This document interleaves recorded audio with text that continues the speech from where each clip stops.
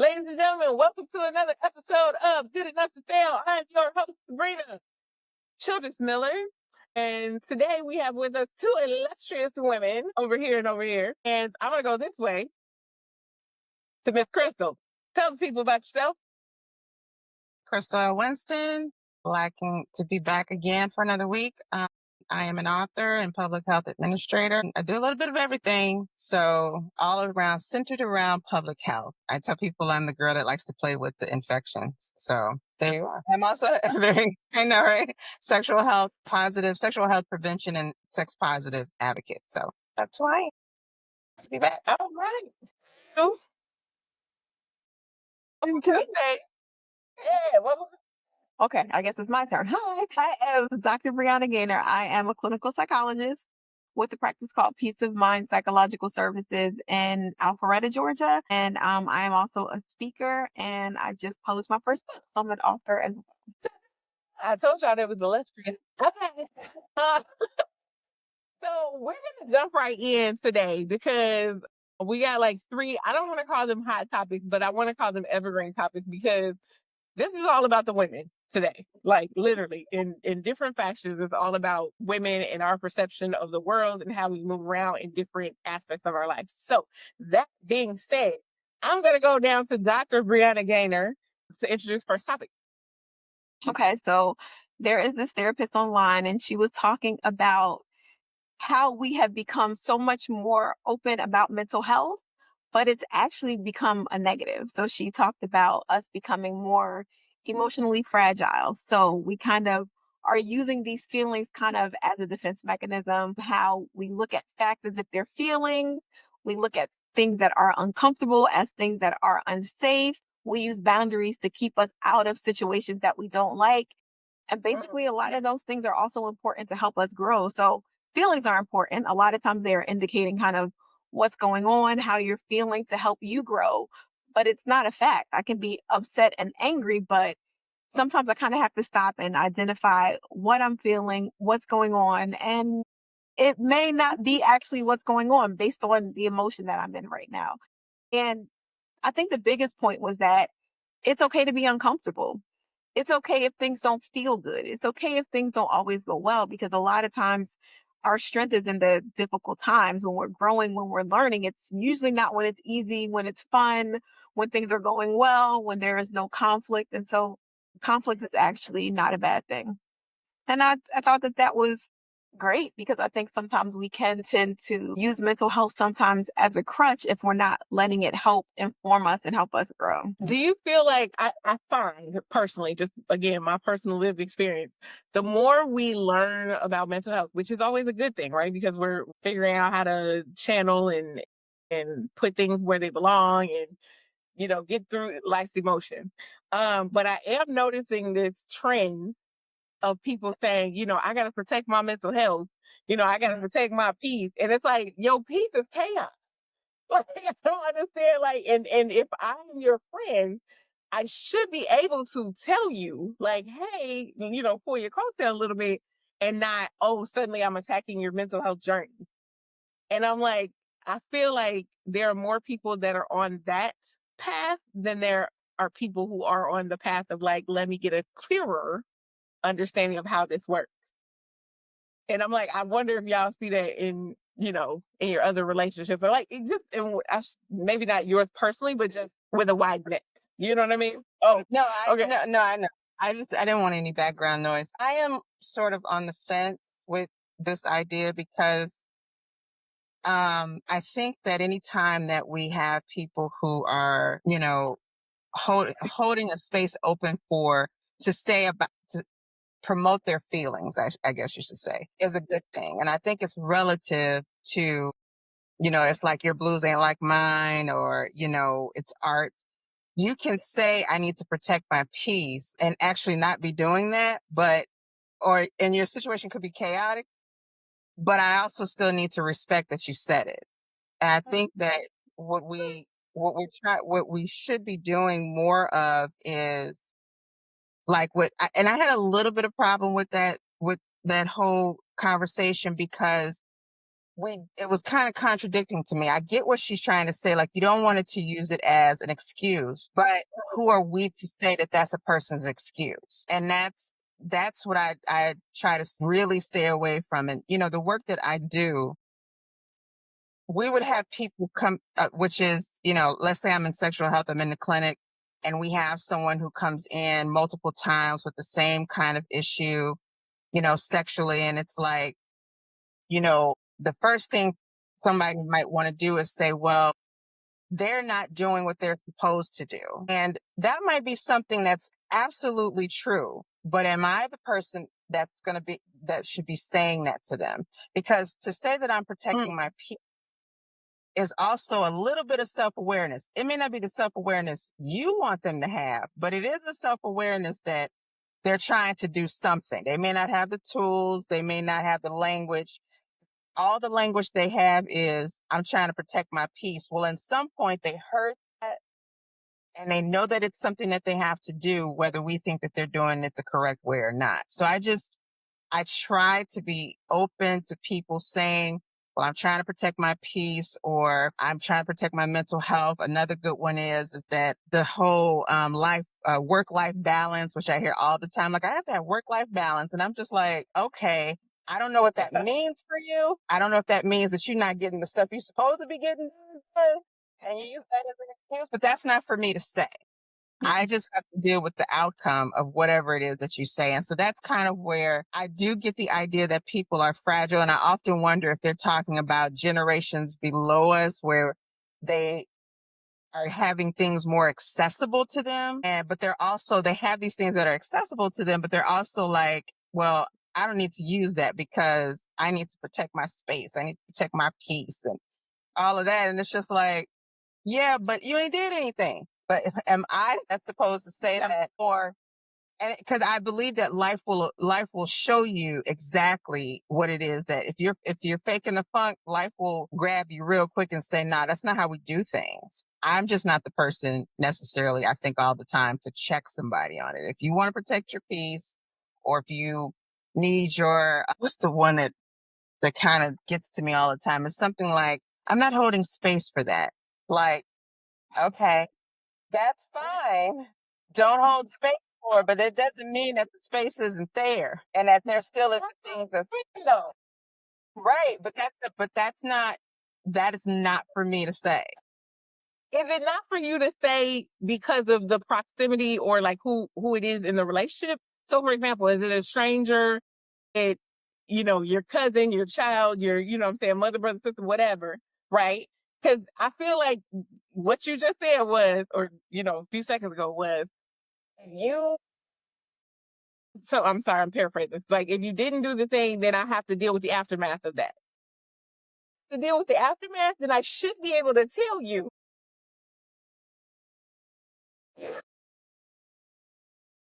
I think we reserve the right to enter into this conversation with someone if it affects you. And Okay. if it affects the outcome of something that you need, because I think it's all very relative.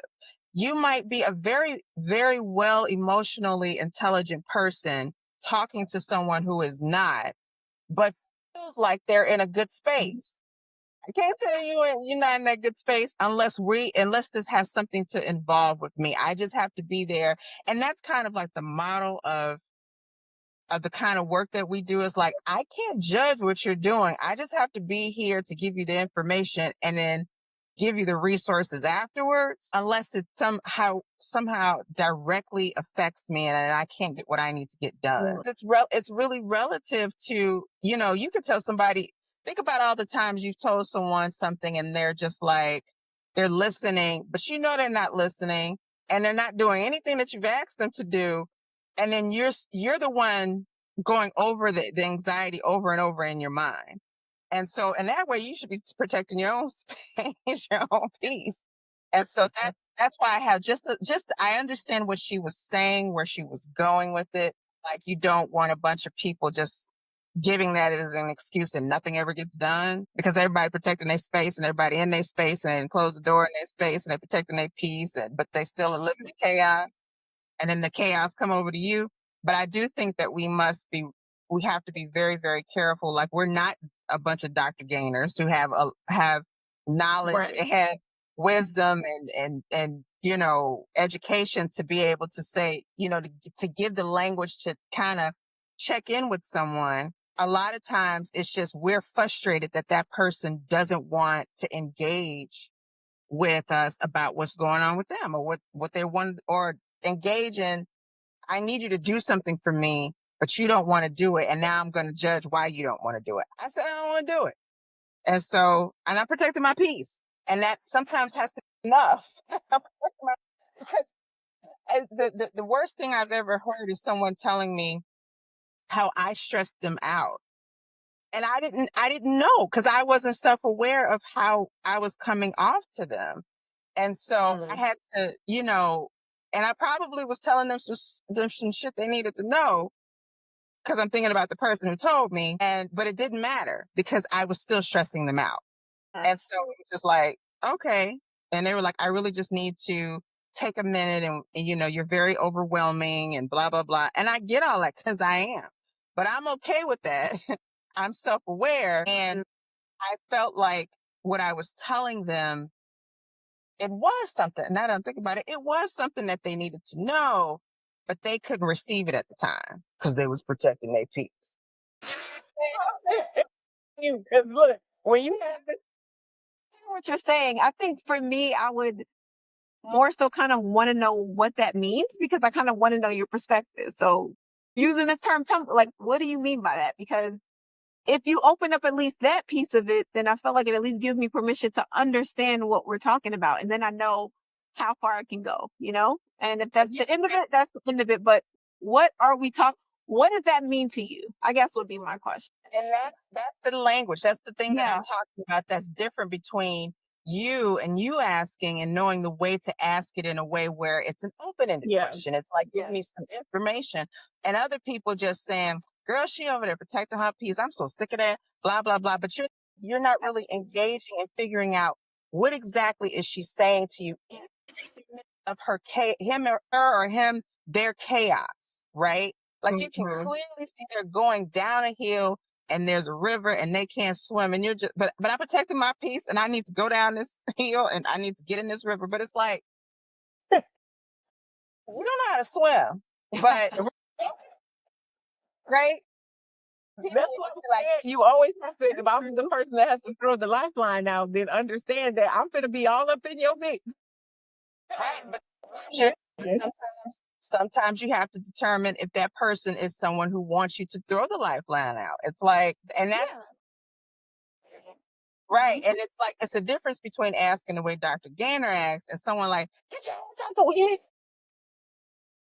My God, because if they're feeling like they have to protect their peace from you, obviously you do have to look at self and say, okay, why are they saying this to me?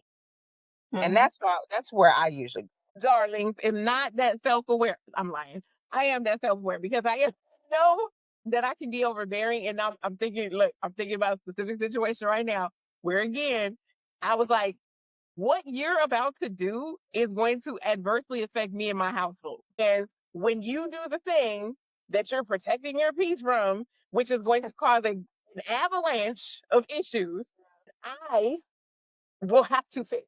Ain't no peace if Sabrina ain't got peace. Saying in that moment, that's what it was for me. I was like, ain't no peace. Ain't no peace. I always say, if somebody, my uncle used to say it all the time, and I got it from him, and I will hold on to it. I don't know if it's good, bad, or indifferent, but he say all the time, if one of us is gonna be unhappy, it ain't gonna be me. Please understand.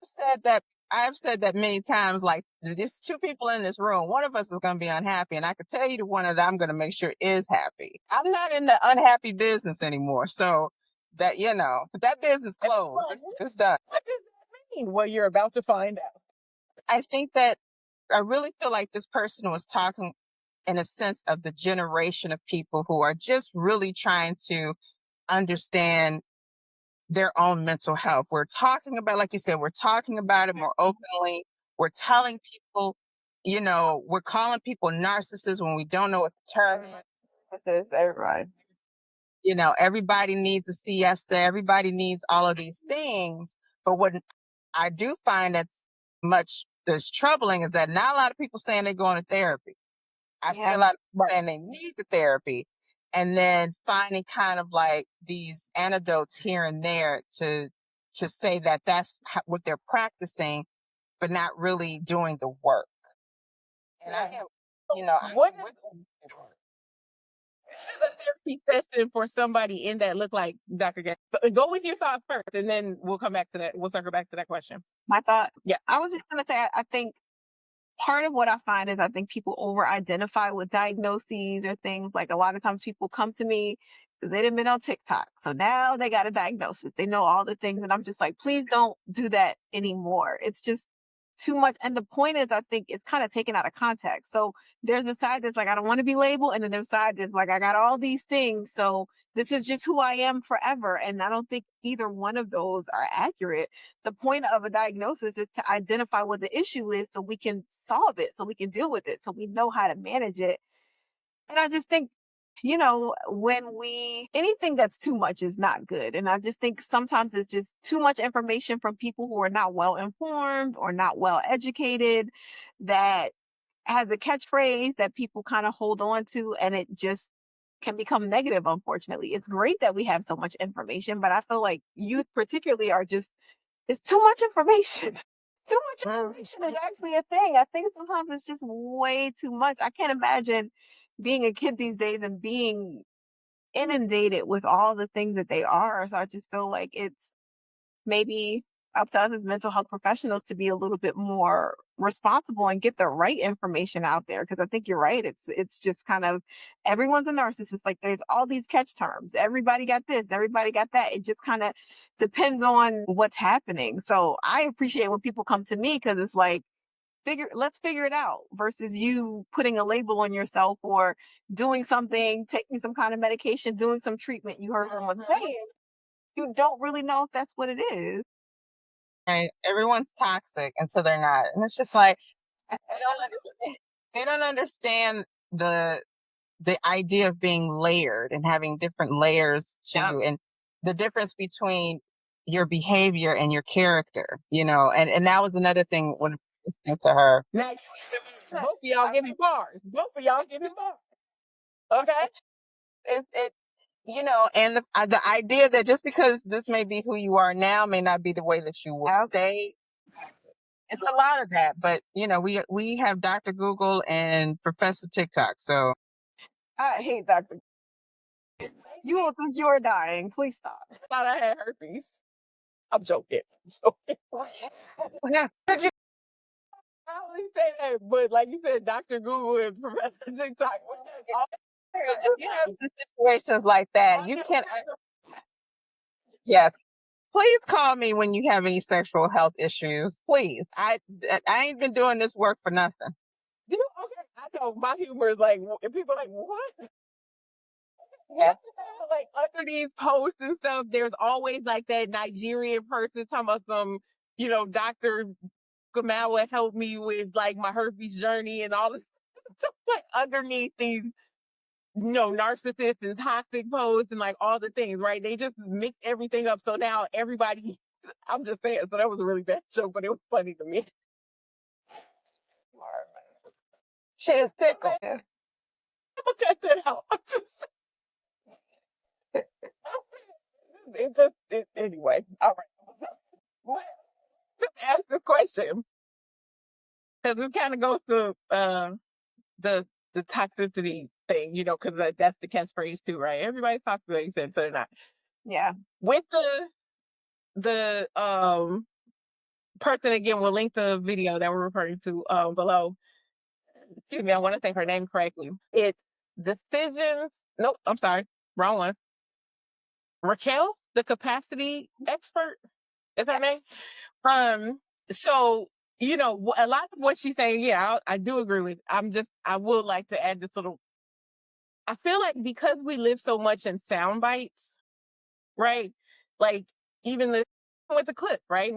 Even with our clips, right? The podcast clips, these sound bites, they're gonna take on a life of their own. And Godfrey, which the comedian who now has a podcast, he was talking about. He gave a great example of.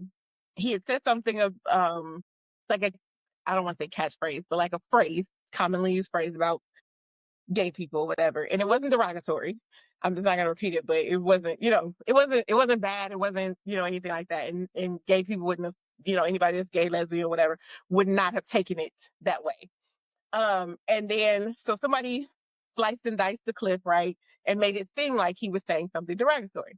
And so his point was, of course, this clip went viral and people were at his neck, right? And you're the mental health of the LGBT community and you're toxic and you're this and you're that. And then even one of the celebrities came at him about, oh, this was my friend, and like you're a horrible person for doing this, and I'm glad you're taking accountability. And his whole thing was like, listen, I only like did this apology video not because like I did something wrong, but because nobody is going to actually go and look up the actual clip, right? And like listen to the whole thing to actually hear what actually happened.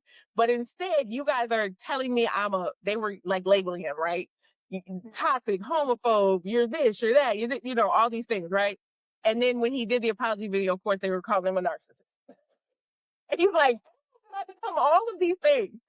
Because of TikTok. Who are like, everybody who says something that you don't agree with, everybody that does something you don't like, they have a trait, and that's what that trait is, and now we're gonna put the label on. But I feel like it easily dismisses the people who actually are. You know what I'm saying?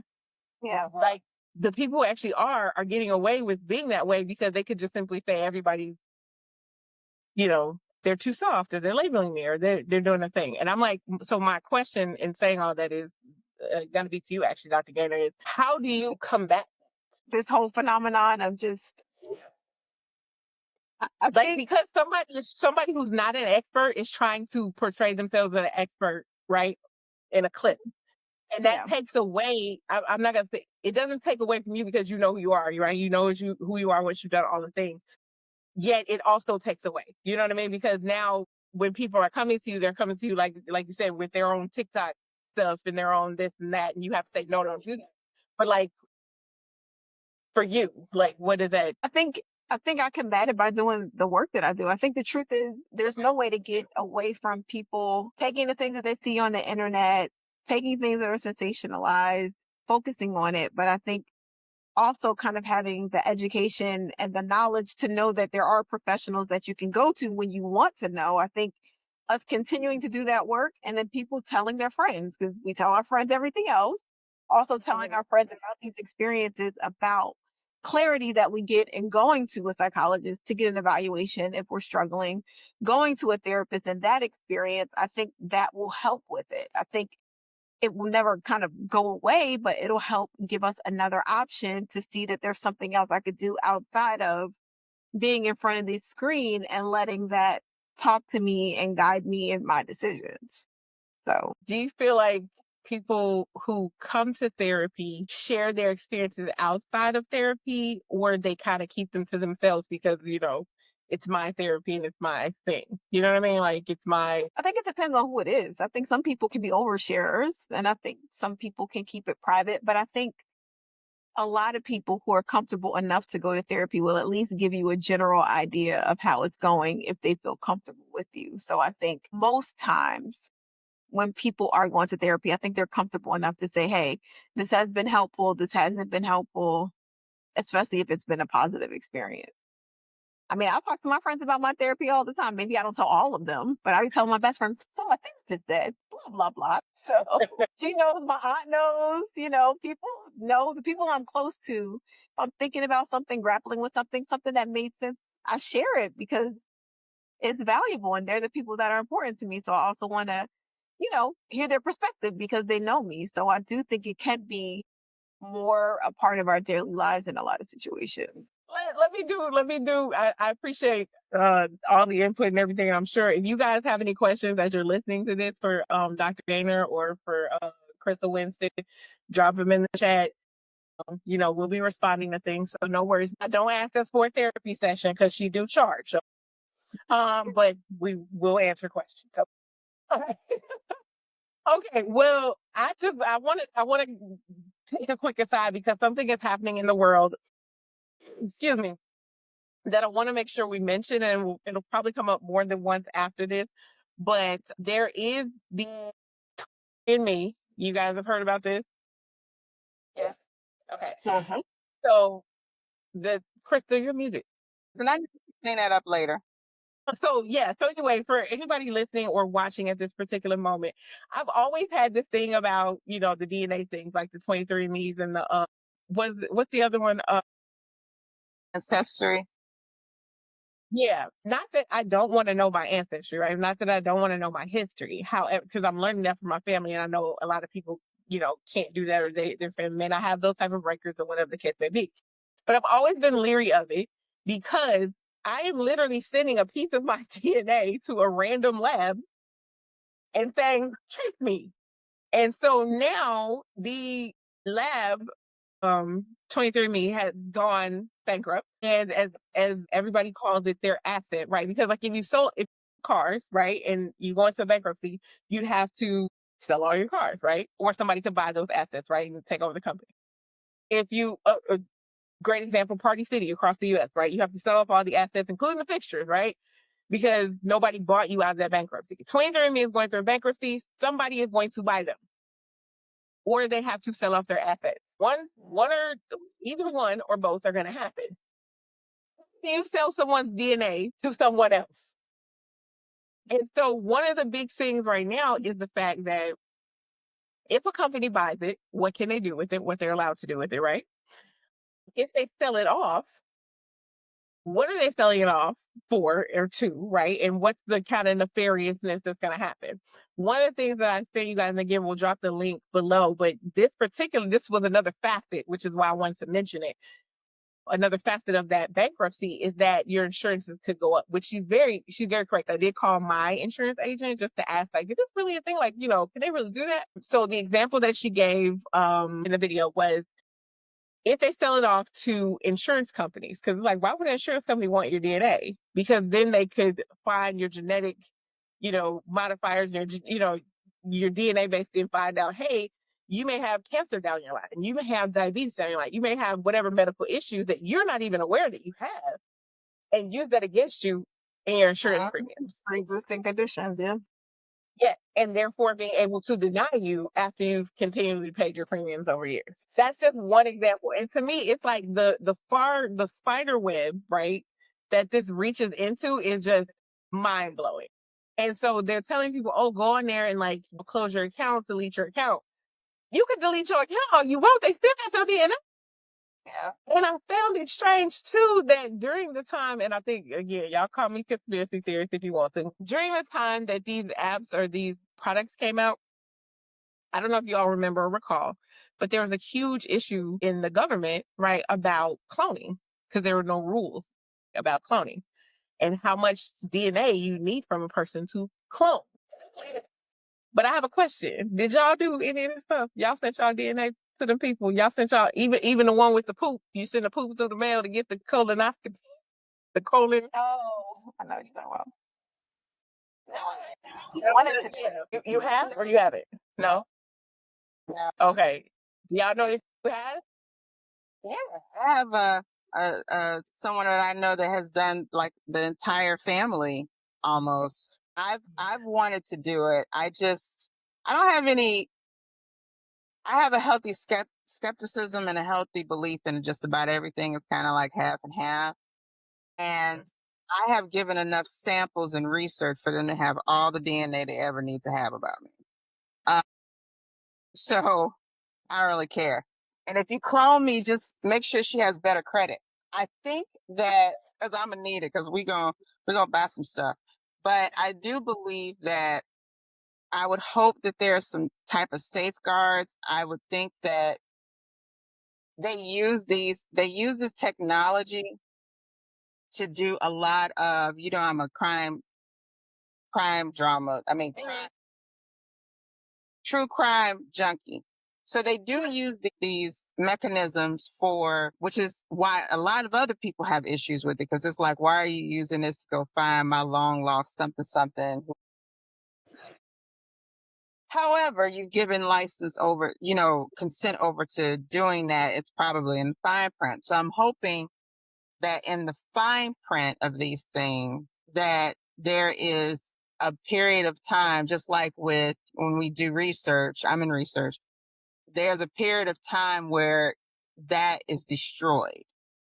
So it's not like a big consistent, repository where there's all this spit everywhere, because there's no future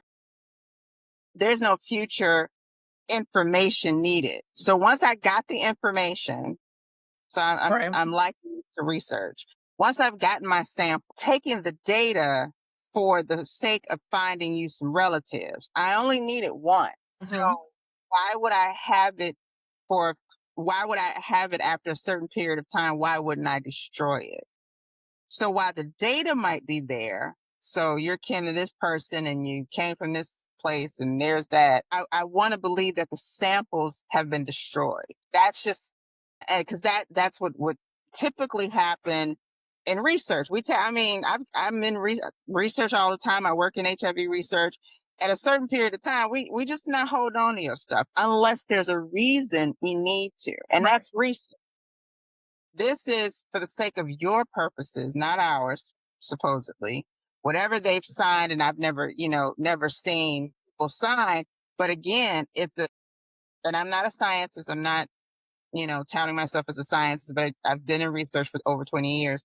At some point, we just don't have it anymore. What do I don't need your spit no more.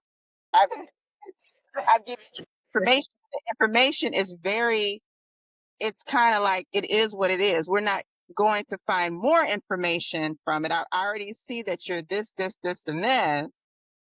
I wouldn't need, unless I need another spit sample from you. Why do I have it? So I'm hoping when I saw this, I'm like, well, I'm hoping they're not, going to the lab and they're like, in 2012, you gave us some spit and we still have it. Why can't I have That would potentially be the thing that they could test for any markers or pre-existing. Yeah. And so why? And it's certain. It's your DNA, but and yeah, they have it, but then you would have to have the actual sample to go do anything else, like a cloning or something like that. The only thing I can do, I guess, I'm assuming, it's who knows what people can do, but I'm just going off of the little bit of science and research that I do know. Is like, why would you still have that 10 years later? Now, your personal Right. The personal information, that kind of is what it is. So if I'm, Crystal, and I matched with someone who's in Europe, and I'm the third cousin of something, and they've done some type of trace to find out something, that data is going to stay there. There's nothing I can do about that. And I'm assuming that people give consent to that in some way. People who didn't give consent, like I didn't give consent. My sister did it before she, passed away or whatever. But like I didn't give consent to be listed on there, you know what I'm saying, or whatever, because now it shows that Sabrina's your sister, you know what I'm saying? Nina's your sister. I let people know I know you. Tell me how that works, because I'm wondering, does it show that you have a sister directly, Sabrina, or does it show that you are part of a family? This family. It shows that you're part of a family, right? That, so if you're like, for example, my sister did ancestry, right? She did 23 ancestry. But so she went in there and she filled out the family tree, right? As much as she could.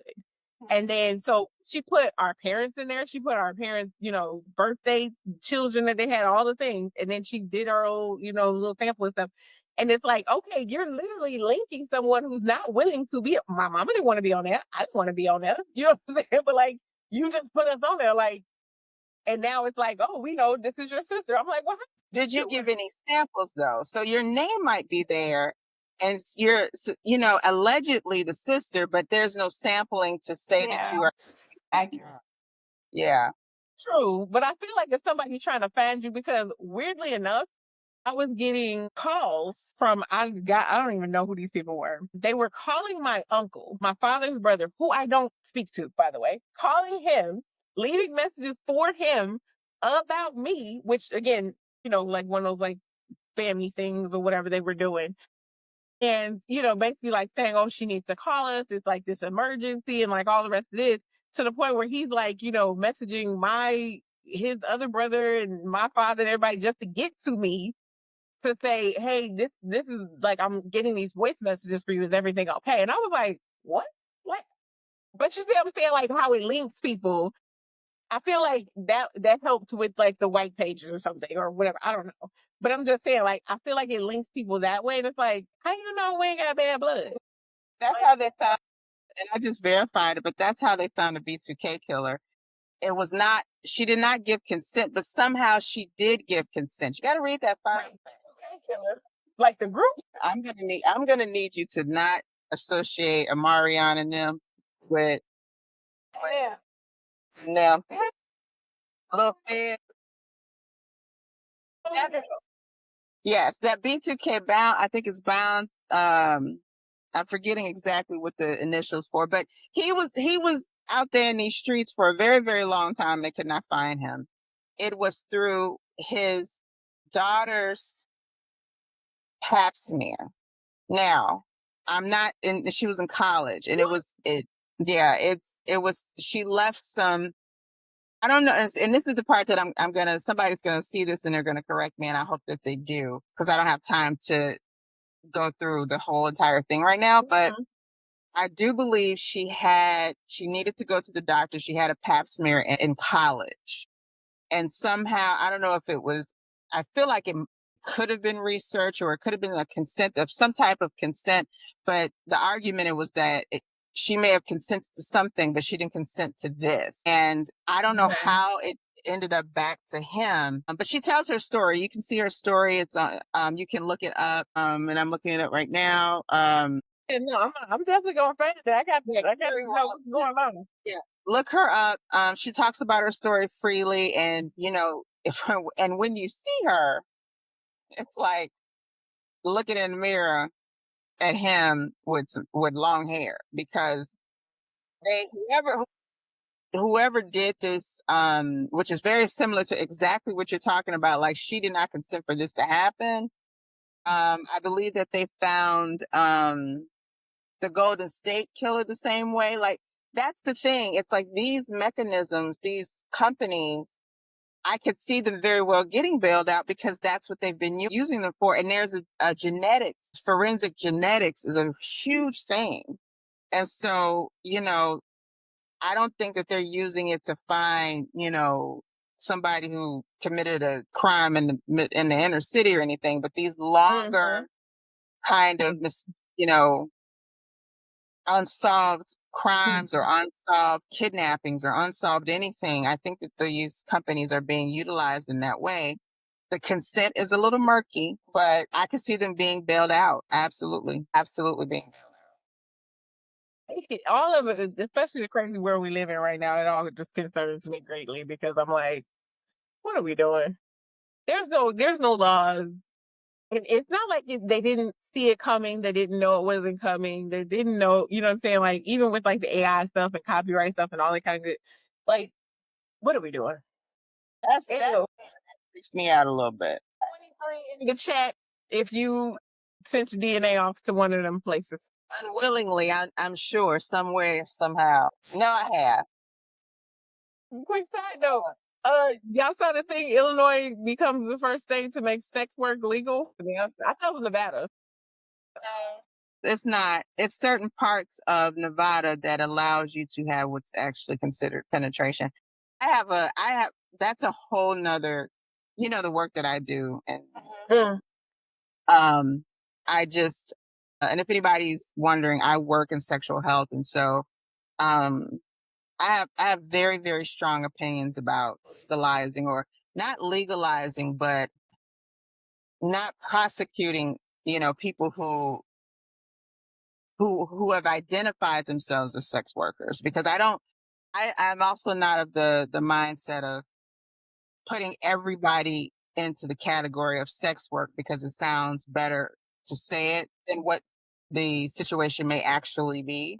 So, yeah, I did see that. But I think in this sense, I think that like with anything, just like with marijuana, legalizing marijuana to the extent that it is, criminalizing things is more of the term that I like to use, so that it's not necessarily that you are, I'm gonna go over here and I'm gonna have some sex, get me some money. You know, we always know and this is speaking as someone in the work for a very long time in public health. We know what legalizing or decriminalizing, which is a better term, we know who it benefits more than others. And so that's true. That's why, a really good point. Yeah. And that's why I have really strong opinions about that. But I think that, I trust that Illinois will get it correct when it's time. What would that mean, getting it correct? So when you're decriminalizing something, there's always context.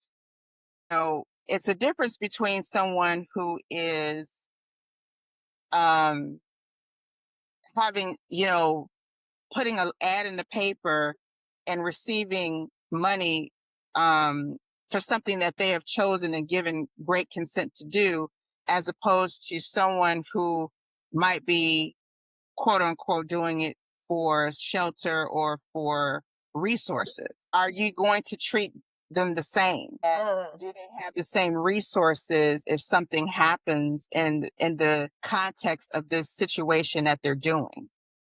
So if I'm having sex for shelter, money, or drugs, or and anything like that, anyway, related to that, am I going to be treated differently when I need resources than someone who is coming off of Michigan Avenue saying that, I have the means and I'm the only person making this decision for me?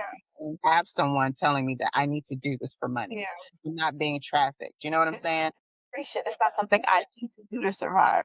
Right. It's not survival in that case. And so that's why I'm also very leery when people say, well, I'm involved in sex work or sex workers. And I'm like, that makes you feel comfortable with the term, not necessarily the person that they identify the work that they're doing as sex work. Or are you saying that it's sex work because it makes you feel better?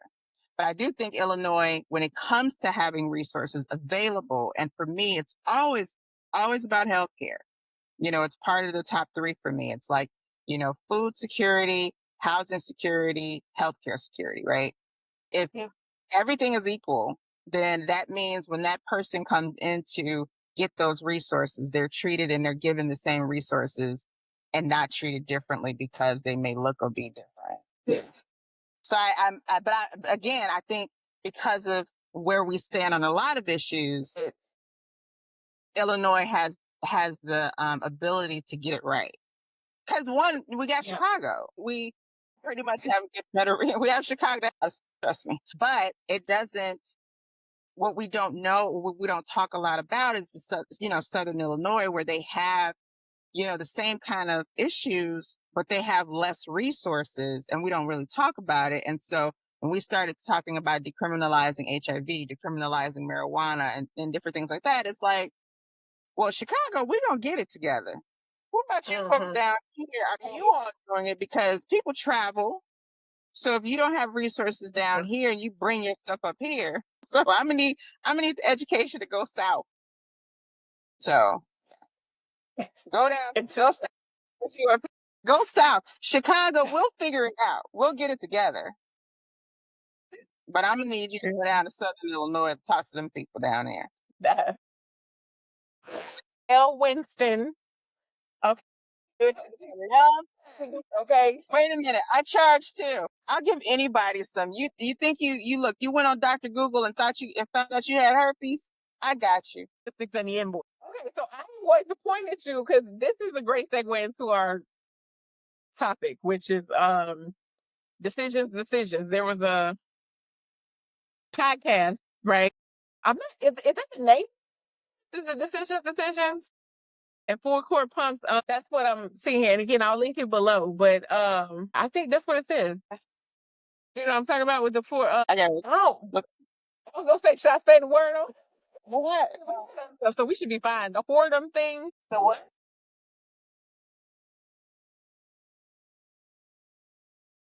title of this particular episode, right, was talking about it said on the front of it said something about whoredom. But it's basically the lady saying that, for example, Jay-Z and these other, superstars and stuff don't like their, Beyonce types and we're talking about figure shape, whatever, right? They don't like these particular women, but they kind of have to like them because that's what society says. So that's the one I'm referring to. But on the front, okay, y'all, it's not me. When you see the link, we'll link it below, but I'm just saying when you see it, that's what scrawled across that word, okay? I didn't make it up, I promise. Like that's how I remember the video. But that being said, that's what I'm saying. This is a great segue into that because I'm just gonna say up front, I agree with her in being a publicist in the entertainment industry for 24 years. I can honestly tell you how very true this is. And I just want to bring up, I know she said, she was like the Jay-Z, Beyonce, whatever example. I would like to use the Usher example. Y'all remember when the woman, the young lady who said, caught herpes from Usher, right? And then she won her case, allegedly, but also allegedly won a case, allegedly, right? She didn't win. She did. I believe she won. I'm gonna look it up, but I believe she won a settlement. I believe she won a settlement, but I'm gonna look it up. Gotten a settlement, but I know a little bit about that case, and that goes back to that decriminalization thing, Okay. But go ahead, that's another story. Listen, anybody listening, correct us. We know we having a conversation. So from my recollection, again, we're saying allegedly. We'll put allegedly all over the video, okay? But what I'm saying is I was just bringing that up as an example of immediately how people came out. When I say people, just the general public, right? Was like, he would never touch her. She not even his type. And again, I'm going to lean on my experience as a publicist. I'm not going to name any names. I'm not going to do any of that. But I can honestly tell you, a lot of people in the limelight are not attracted necessarily. I mean, you could be pretty, you could be smart, you could be all things, but you're just not their type. But you're their type for the camera. So you're their type physically. We be looking at the plus size or not so attractive person, you know what I'm saying, on standing in the back or whatever the case may be, as like, no, that's my type. Like that, I'm attracted to this person. And I was like, it's always bugged me that like everybody jumped on this woman, referring back to the Usher thing about, right, like, oh, she can't be. And I'm like, why not? Everybody walking around here with BBLs, maybe they want some other cushions. Gaynor. I mean, well, the other part of the video was just talking about how they really go for people with personality who are fun and how sometimes the person who looks good doesn't necessarily have those traits. I'm sure it could be true, but I think you can kind of also have a person who can have all of that. But I'm sure that there's a bigger pressure to kind of have a certain type and have a certain look when you have a certain status. And because we're all susceptible to peer pressure, I'm absolutely sure that people will go for that just because for appearances, and it might not necessarily be what they would like. I feel like can be hard sometimes to go against the grain. A lot of people, again, are just kind of susceptible to other people's opinions. Sometimes we listen to people's opinions too much and let that kind of affect our lives when we're the only one who's living our lives. But yeah, I'm sure that happens a lot. I mean, like, what's his name? Pierce Bronson. Am I saying that right? His wife was never really, she's never really in the spotlight. But a lot of people, when people finally saw his wife, like after he's been in the industry for like 20, 30 years, and they finally saw his wife, and she's a plus size woman and just living her life. She be woman on his head. They're like, that's his wife.